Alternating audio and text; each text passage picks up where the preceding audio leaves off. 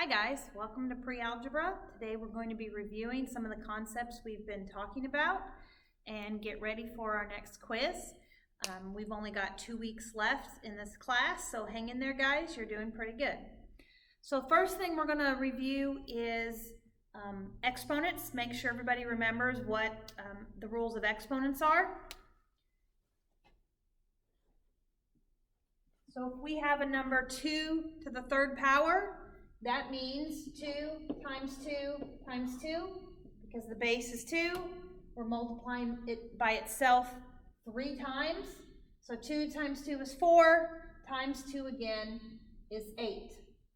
Same thing works if we have variables with exponents. If we have x times x times x times x, we're multiplying x by itself 1, 2, 3, 4 times. So we would write x to the fourth. We also dealt with negative exponents. So if we have 5 to the first power, that just means 5 times itself 1 time, or we have 5 1 time, so the answer is just 5.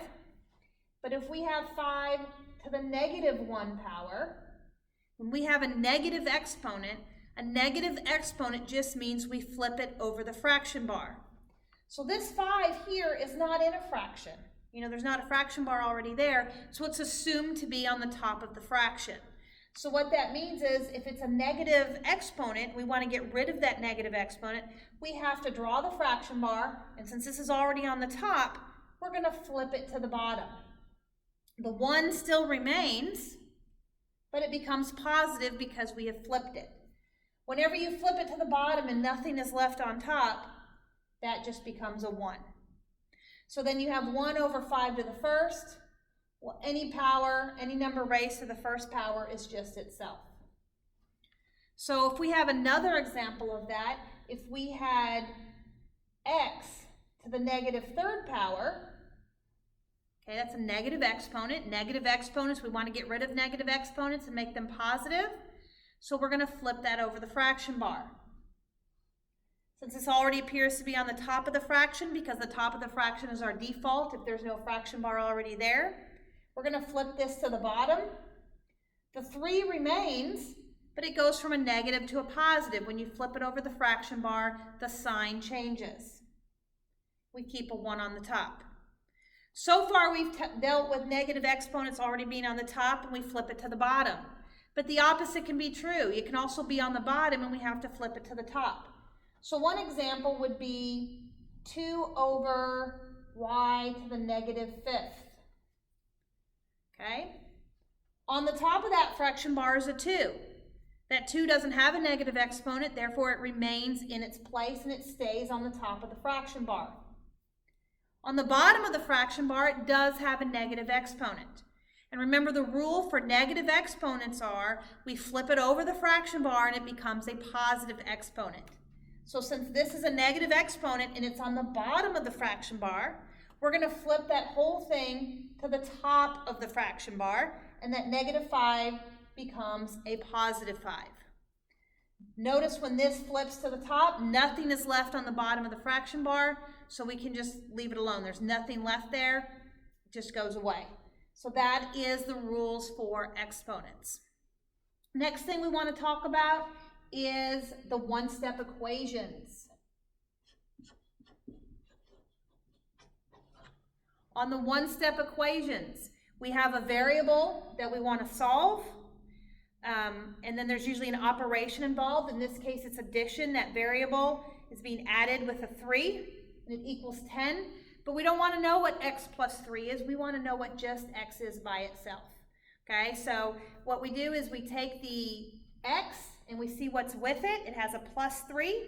So we have to do the inverse operation. The opposite of plus 3 is minus 3.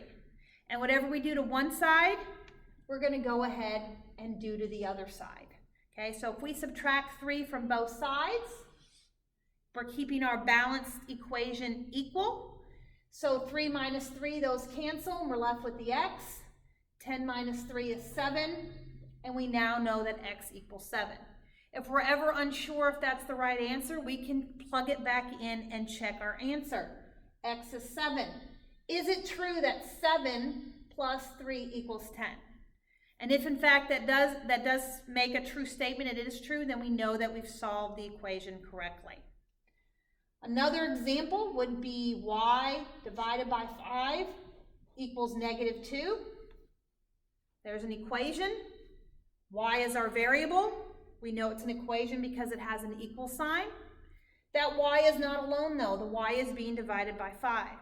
So we have to do the inverse operation. What is the opposite of dividing by 5?